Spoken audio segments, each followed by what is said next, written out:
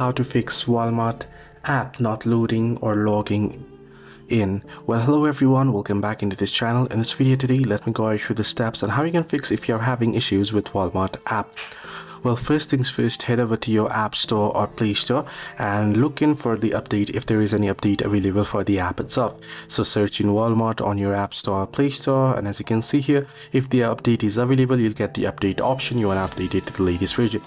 Either ways, if there is no any update, then what you can do is you can either reinstall the application. So if you're using Walmart application on your iOS, then you can simply remove the app and delete the app itself and then reinstall it from your App Store or Play Store back again. But however, if you are using the Android device, you can simply either clear cache and data, or you can reinstall as well. So it's up to you.